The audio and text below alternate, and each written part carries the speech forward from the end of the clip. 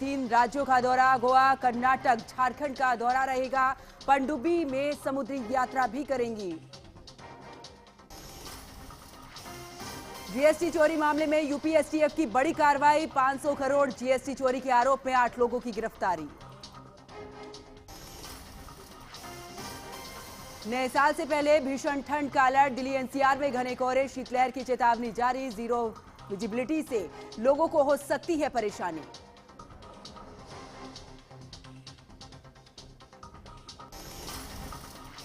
नमस्कार, आप देख रहे हैं एचएनएन न्यूज। मैं हूं आपके साथ पंकज यादव। शुरुआत करते इस वक्त की बड़ी खबर के साथ, जहां पर दिल्ली में कांग्रेस वर्किंग कमेटी की बैठक जारी है, यानी कि दिल्ली में सीडब्ल्यूसी की बैठक चल रही है। इस बैठक में मल्लिकार्जुन खड़गे, सोनिया गांधी, राहुल गांधी इस बैठक में मौजूद हैं। कांग्रेस शासित राज्यों के सीएम बैठक में मौजूद हैं। तो इस वक्त की बड़ी खबर, जहां पर दिल्ली में कांग्रेस वर्किंग कमेटी की बैठक जारी है। खड़गे, सोनिया गांधी, राहुल गांधी इस बैठक में मौजूद हैं। कांग्रेस शासित राज्यों के सीएम इस बैठक में मौजूद हैं। आपको बता दें कि सीडब्ल्यूसी की बैठक में 2 महत्वपूर्ण विषयों पर चर्चा की जा रही है। जिस तरीके से जानकारी मिल रही थी कि जी राम जी बिल, जिसे कि मनरेगा से बदलकर उसका नाम जी राम जी किया गया है, उसमें परिवर्तन किया गया है, इसको लेकर भी चर्चा। इसके अलावा अरावली को लेकर भी इस बैठक में खास करके चर्चा हो रही है। फिलहाल आपको बता दें कि अब कांग्रेस इन दोनों मुद्दों को लेकर प्रदर्शन करेगी। इसको लेकर भी खास रणनीति इस बैठक में होगी। तो मल्लिकार्जुन खड़गे, सोनिया गांधी, राहुल गांधी इस बैठक में मौजूद हैं। कांग्रेस शासित राज्यों के सीएम भी इस बैठक में शामिल हैं। तो सीडब्ल्यूसी की बैठक चल रही है, मल्लिकार्जुन खड़गे इस बैठक की अध्यक्षता कर रहे हैं। कांग्रेस शासित राज्यों के सीएम भी इस बैठक में शामिल हैं। तो दिल्ली में सीडब्ल्यूसी की महत्वपूर्ण बैठक चल रही है। आपको बता दें कि कांग्रेस शासित राज्यों के सीएम भी इस बैठक में शामिल हैं। मल्लिकार्जुन खड़गे इस बैठक की अध्यक्षता कर रहे हैं। सोनिया गांधी, राहुल गांधी भी इस बैठक में शामिल हैं। तो बड़ी खबर आपको दिल्ली से बता रहे हैं, जहां पर बता दें कि दिल्ली में कांग्रेस वर्किंग कमेटी की बैठक जारी है। सोनिया गांधी, राहुल गांधी, मल्लिकार्जुन खड़गे भी इस बैठक में हैं, जहां पर मल्लिकार्जुन खड़गे इस बैठक की अध्यक्षता कर रहे हैं।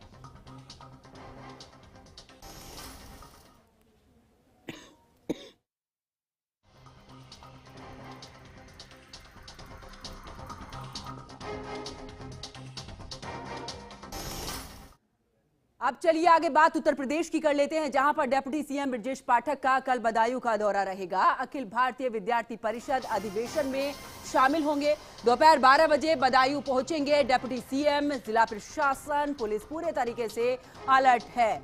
तो बड़ी खबर आपको बता रहे हैं उत्तर प्रदेश से जुड़ी, जहां पर जिला प्रशासन, पुलिस पूरे तरीके से अलर्ट मोड पर है। जहां पर बता दें कि उनका कल बदायूं का दौरा रहेगा। डिप्टी सीएम ब्रजेश पाठक कल बदायूं जाएंगे। दोपहर 12 बजे बदायूं पहुंचेंगे डिप्टी सीएम। आपको बता दें कि जिला प्रशासन, पुलिस पूरे तरीके से अलर्ट, तमाम व्यवस्थाएं वहां पर की गई हैं। सुरक्षा व्यवस्था की बात की जाए तो चाक चौबंद वहां पर है। डिप्टी सीएम ब्रजेश पाठक का दौरा रहने वाला है। अखिल भारतीय विद्यार्थी परिषद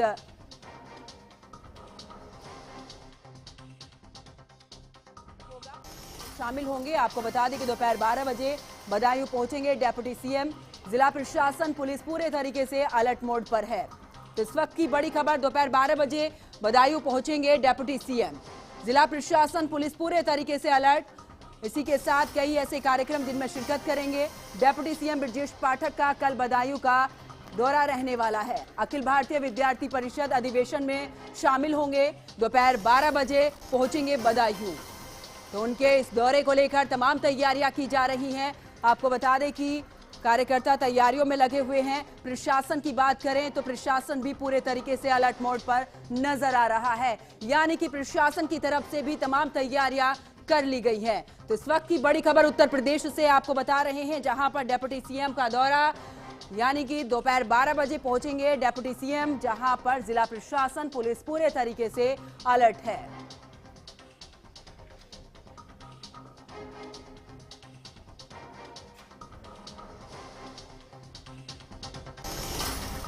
अब चलिए आपको सीधा दिल्ली लेकर चलते हैं, जहां पर दिल्ली की मुख्यमंत्री रेखा गुप्ता कार्यक्रम में पहुंची हैं। क्या कुछ कह रही हैं, सुनिए। चलाई थी करीब 350 से ज्यादा लोग ना पानी की व्यवस्थाएं ठीक थी, ये नाला और खराब होता गया। हमने उस दिन ये तय किया कि नजफगढ़ नाले के लिए जो भी करना चाहिए उस सरकार को हम उस काम को करेंगे।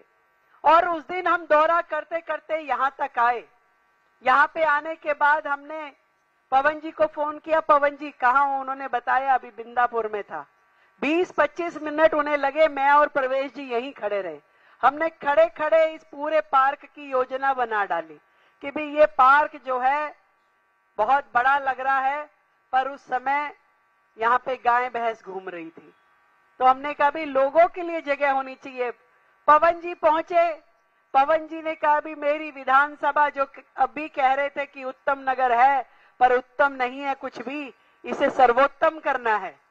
तो हमने कहा कि चिंता मत कीजिए, ये उत्तम नगर दिल्ली की सर्वोत्तम विधानसभा बने, इसके लिए हम काम करेंगे।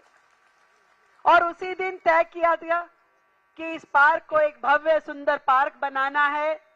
इस रोड को जो कि बसई दरापुर से चल के धाकला तक चलेगी, धाकला से चल के बसई दरापुर तक की ये पूरी रोड, इसको बनाना है और ड्रेन के दोनों तरफ बनाना है, ताकि ये आने जाने का एक बहुत बड़ा साधन है जो कई जगहों को आपस में जोड़ता है।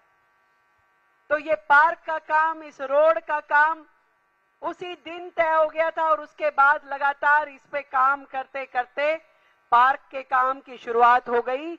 बहुत जल्द रोड के काम की भी शुरुआत होगी। लगभग 500 करोड़ की लागत से ये रोड बनेगी और ये पार्क भी हमारी लगभग 10 करोड़ की लागत से 10 करोड़ की लागत से ये पार्क बनने वाला है, जिसमें भव्य अटल जी की मूर्ति होगी, जिम झूला होगा और छठ व्रतियों के लिए एक पौंड भी बनेगा जहां पे आप खड़े होके छठ की पूजा कर पाएंगे। ये पार्क अपने आप में उत्तम नगर विधानसभा की एक लाइफ लाइन होगी, जहां बच्चे बड़े बुजुर्ग यहां आकर के सुकून की सांसें ले सकेंगे। आज मंच पे हमारे साथ मंत्री प्रवेश वर्मा जी के साथ साथ हमारी सांसद कमल जी सहरावत जी हैं, हमारे आजू और बाजू के विधायक संदीप सहरावत जी और श्याम शर्मा जी हैं, निगम पार्षद रामनिवास जी और जिला अध्यक्ष राज शर्मा जी भी है। आज ये सब लोग यहाँ इकट्ठे हुए, इनको सबको लगता है कि जी ये जो गांव देहात वाली ये जो आउटर की बेल्ट है, इसमें बहुत कामों की आवश्यकता है। और हम लोग भी ये मानते हैं कि पिछली सरकारों का कभी इस तरफ ध्यान ही नहीं था, वो केवल लुटियन जोन के आसपास घूमते थे और उतने को ही देखते थे। पर उससे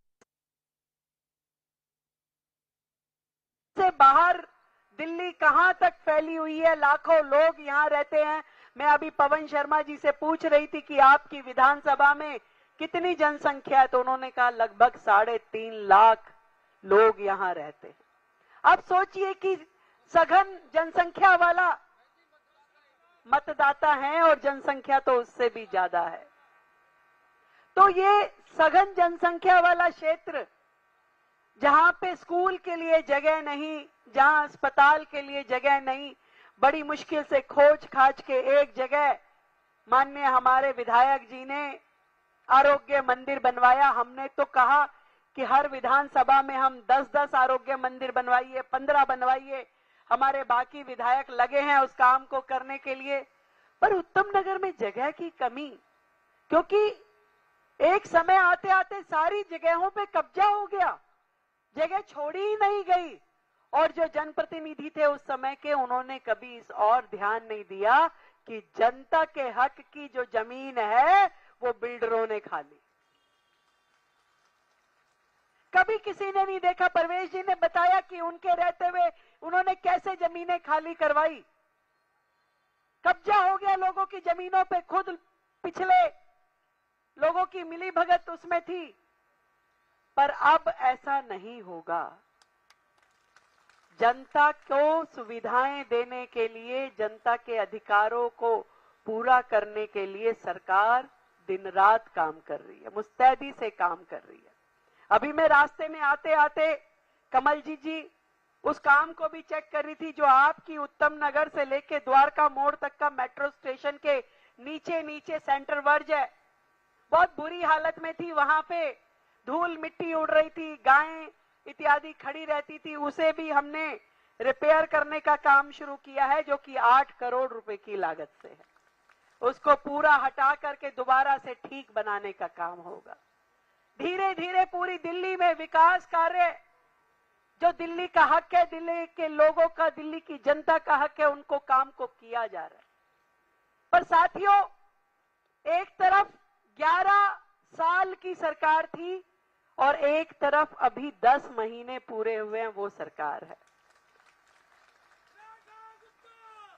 हम लोग इतना वायदा आपसे करते हैं कि हमारे एक एक मिनट जो टाइम है वो केवल और केवल जनता की भलाई के लिए, उनके लिए विकास कार्यों में लग रहा है।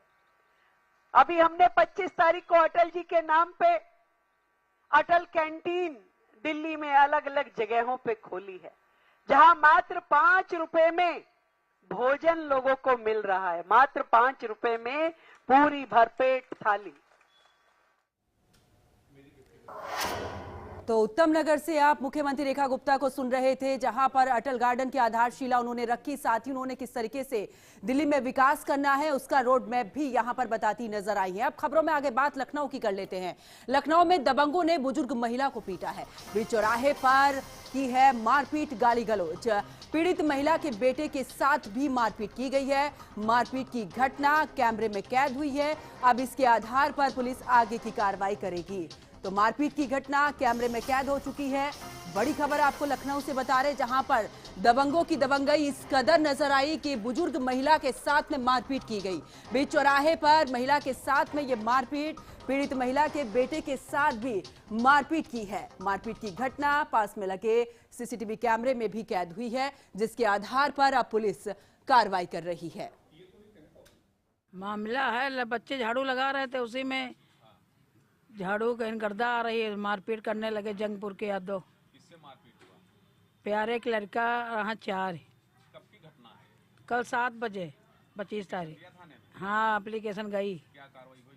कार्रवाई कुछ में पूरा दिन मेडिकल बना है। उसके बाद अब कह रहे हैं एक्सरा हजरतगंज करावे चलो, रिपोर्ट हमारा दर्ज है मुकदमा। अब हम परेशान, इतनी दर्द है हमारे हाथ में, यहाँ फ्रैक्चर हो गया हाथ, लाठी मार दी है हमारे बच्चे, दर्ज नहीं भा। हम परेशान है, काल से अकेले बीमार आदमी फ्रैक्चर हाथ ले घूम रहे हैं।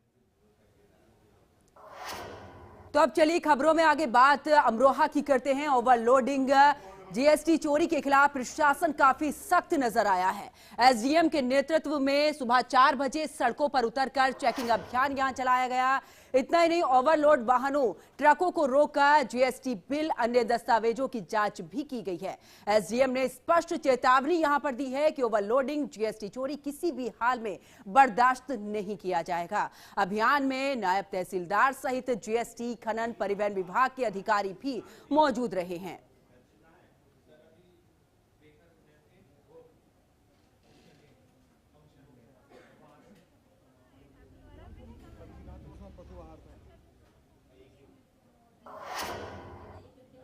चलिए आगे बात करते हैं, जहां पर सोशल मीडिया पर एक पोस्ट के बाद में यहां पर जो डिलीवरी एजेंट चर्चा में आ गया है। आपको बता दें कि एजेंट ने एक शॉर्ट वीडियो के जरिए ये बताया है कि वो दिन भर में 15 घंटे काम करता है, उसके बदले वो कितना पैसा कमाता है। वायरल वीडियो में एजेंट ने ये भी कहा था कि लगभग 15 घंटे में 28 डिलीवरी उसे पूरी करने के बाद सिर्फ 763 रुपए उसे मिलते हैं, यानी कि वो 763 रुपए कमाता है। अब आम आदमी पार्टी के नेता, राज्यसभा सांसद राघव चड्ढा ने उस डिलीवरी एजेंट को अपने घर पर लंच के लिए बुलाया था। राघव चड्ढा ने डिलीवरी पार्टनर को अपने आवास पर दोपहर के भोजन के लिए आमंत्रित किया था। ये मुलाकात अनौपचारिक, सौहार्दपूर्ण थी। इससे बुलाकर बातचीत हो सकी है। दोपहर के खाने के दौरान डिलीवरी पार्टनर ने अपने अनुभव यहां पर साझा किए। राघव चड्ढा ने कहा कि डिलीवरी पार्टनर की बात सुनकर उन्हें खुशी हुई। एजेंट ने इस पहल की सराहना करते हुए सांसद के साथ बातचीत को आश्वस्त करने वाला सम्मानजनक इसे बताया है। ये राघव सर जी का घर है। हाँ हिमांशु, नमस्ते सर। क्या हाल है, कैसे हो? बढ़िया सर। नहीं पाँव नहीं छूते यार, पाँव नहीं छूते, बैठो। स्वागत है आपका मेरे घर में। Thank you so much sir. खबर देखी सबसे पहले ना? जी सर। आपने फोटो डाली थी। हाँ जी कि मैंने 28 डिलीवरी करी। जी सर। 763 रुपीज मुझे मिले। हाँ। और कितने घंटे? 18 15 घंटे काम किए। इसमें मैंने जब ये इशू उठाया था ना, मैंने, आप लोगों को अंग्रेजी में ये लोग गिग वर्कर कहते हैं। हाँ जी है ना, चाहे वो जोमेटो स्विगी के डिलीवरी बॉयज हों, जेप्टो ब्लिंकिट के राइडर हों, या ओला उबर के ड्राइवर वगैरह, तो इनकी जो समस्याएं हैं वो एक ऐसी दर्द है या ऐसी प्रॉब्लम है जो हम खुद रोज देखते हैं, महसूस करते हैं। जी सर। है ना, हम भी कभी कुछ ऑर्डर करते हैं, या हमारा कोई दोस्त, कोई रिश्तेदार या किसी के घर पे जाते हैं, वो कुछ मंगाते हैं, तो उनकी जो पेन है वो नजर आती है। तो मुझे लगता है कि उसकी आवाज उठनी भी चाहिए, और उम्मीद है कि बहुत जल्दी कुछ बदलाव भी आएगा और चीजें ठीक होंगी। जी सर। और ये 10 मिनट की डिलीवरी में तो सर यही होता है कि अगर इंसेंटिव का इशू होता है, कभी कस्टमर, एक तो जब कोई ऑर्डर हमारे पास होता है, ठीक है, हम लोकेशन पे जाते हैं तो कस्टमर कॉल ही नहीं उठाता, आधे घंटे तक हमारा टाइम वेस्ट हो जाता है और इंसेंटिव की ऐसी तैसी हो जाती है। मैंने ये 10 मिनट की डिलीवरी वाला खास तौर पे उठाया था। हाँ जी। मैंने बोला था ये बंद करना चाहिए कि 10 मिनट में पहुंचा दो खाना। जी। आपके ऐप पे भी जब जैसे 10 मिनट में पहुंचाने के लिए कोई टाइमर चलता रहता है? सर 10 मिनट तक पहुंचाने के लिए टाइमर तो नहीं चलता, पर कस्टमर कॉल करके बोलता रहता है कि आप अभी तक आए नहीं, आप अभी तक आए नहीं। उसके बाद सुनने को और मिलता है बाद में कि क्या इतना लेट क्यों आ गए, तुम्हारे लिए ट्रैफिक है, बाकी राइडर्स भी तो आ जाते हैं, ऐसे ऐसे सुनने को मिलता है। और लेट हो जाओ तो डांट पड़ती है फिर? लेट हो जाओ तो डांट पड़ती है। और कभी कभार कस्टमर का घर होता है 14 फ्लोर पे, वहाँ पे भी दे के आना पड़ता है। बट दिक्कत ये हो जाती है कि सर्विस लिफ्ट अगर ऑन नहीं हो तो बाकी जो सोसाइटी की लिफ्ट होती है वो उससे जान नहीं देते, कहते हैं डिलीवरी वर्कर्स के लिए लिफ्ट है नहीं, फिर सीढ़ियों से चढ़ के जाओ। ये मेरे साथ तो आज तक हुआ नहीं है, बट बहुत से डिलीवरी राइडर्स है जो ऐसा करते हैं। उनका बता रहा हूँ आपको। फिर अगर सर्विस लिफ्ट खराब है तो वो 10 माले, 12 माले, 14 माले 10 माले चढ़ के जाते हैं। ऐसे बहुत से देखे हैं मैंने। भाई मैं डिलीवरी बॉय या राइडर भी, किसी का बेटा है, पति है, पिता है, भाई है, उनको भी, मैं तो हाउस में भी ये बात रखी थी कि वो कोई रोबोट नहीं है। जी सम्मान मिलना चाहिए, डिग्निटी मिलनी चाहिए। उनको रिस्पेक्ट ही नहीं मिलती है सर, रिस्पेक्ट ही नहीं मिलती है। सब पता नहीं क्या मजदूर समझते हैं, क्या समझते हैं कि भाई बस आ गया गाड़ी से डिलीवरी करके चला गया, बस यही उनको तो बस उनका खाना मिल रहा है, बात खत्म। और रात में लेट नाइट भी बहुत सारे ये होते हैं कि लोग ऑर्डर डिलीवर करने जाते हैं तो उनके साथ हादसे हो जाते हैं। किसी का खून किया कर दिया, बहुत सारे ऐसे तमाम किस्से भी आए हैं सामने। किसी की क्या बोलते हैं ऑर्डर छीन लिया, बहुत सारे ऐसे भी चीज़ें होती है रात में। और फिर कंपनी तो इस चीज़ का है कि कंपनी कुछ करती ही नहीं है।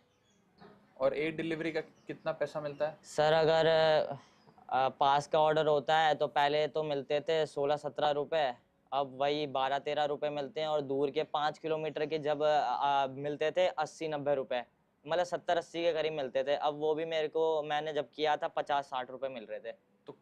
तो क्यों रेट कम क्यों किया आप लोगों को देने के लिए? रेट कम तो सर इसका पर डिलीवरी रेट जो है, हाँ जी, इसका तो मुझे भी रीज़न पता नहीं है। ये तो अब कंपनी बता सकती है कि क्यों रेट कम किया उन्होंने। मैंने ये सोचा था कि आपको बुलाएंगे इसी टाइम, मैंने जानबूझ के 1 बजे का समय आपको दिया कि साथ में रोटी खाएंगे, खाना खाएंगे। आप सबके घरों में खाना डिलीवर करते हैं तो सामान पहुंचाते हैं, तो एक बार आज हमारे घर का खाना भी खाइए हमारे साथ। हाँ जी।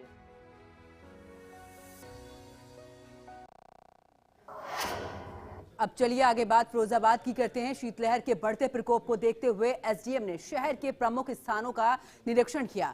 उन्होंने जैन मंदिर चौराहे स्थित अलाव, Firozabad bus stand, trauma centre के पास बने रैन बसेरों का भी जायजा लिया। आपको बता दें कि इसमें ठहरे लोगों से सुविधाओं को लेकर बातचीत की। वहीं एसडीएम ने यह भी बताया कि मुख्यमंत्री के निर्देश पर गरीब असहाय राहगीरों को ठंड से राहत देने के लिए व्यवस्थाओं की नियमित निगरानी की जा रही है। माननीय मुख्यमंत्री जी के निर्देशों के क्रम में और हमारे जिलाधिकारी महोदय के आदेशानुसार आज हमने अपनी सदर तहसील में स्थित रैन बसेरों का और अलाव के केंद्रों का निरीक्षण किया। इसी क्रम में सर्वप्रथम जैन मंदिर पर स्थित नगर निगम के रैन बसेरा स्थायी रैन बसेरा का निरीक्षण किया गया, जिसमें 10 पुरुषों के एवं 10 महिलाओं के बेड थे। महिलाएं पुरुष 4 पुरुष उपस्थित थे। साथ ही बस स्टैंड पे अस्थायी रैन बसेरा का निरीक्षण किया गया और अब अभी यहाँ पे जिला अस्पताल पे रैन बसेरा का निरीक्षण किया। चलिए अब आगे बात करते हैं। तिल्दा नेवरा में भी राष्ट्रीय सेवा योजना इकाई का 7 दिवसीय विशेष शिविर लगाया गया है, यानी कि उसका आयोजन किया गया है। आपको बता दें कि शिविर में करीब 50 स्वयंसेवी छात्र छात्राएं भाग ले रहे हैं। वही स्वयं सेवा को लेकर स्वच्छता अभियान, नशा मुक्ति, नुक्कड़ नाटक, पर्यावरण संरक्षण, जन जागरूकता कार्यक्रम यहां पर चलाए जा रहे हैं। तो छत्तीसगढ़ में ये कार्यक्रम, जहां पर बता दें कि गांव में स्वच्छता को लेकर, इसके अलावा नशा मुक्ति को लेकर नुक्कड़ नाटक यहां पर चलाए जा रहे हैं ताकि लोगों को जागरूक किया जा सके। तो एनएसएस का 7 दिवसीय ये शिविर, जहां पर गांव में लोगों को स्वच्छता के प्रति जागरूक किया जा रहा है। नशा मुक्ति को लेकर भी नुक्कड़ नाटक के जरिए यहां पर लोगों को जागरूक किया जा रहा है कि आखिरकार नशे से दूर रहे, नशा करने से क्या कुछ दिक्कतें हो सकती हैं। युवा अपने पैर में खड़ा हो जाते हैं तो सबसे बड़ी खुशी होती है उसके माता पिता को, क्योंकि आप 12वीं करने के बाद यदि हम जो मध्यम वर्गीय रहते हैं तो हम यही सोचते हैं कि हमारे परिवार कैसे खुशहाल रहे।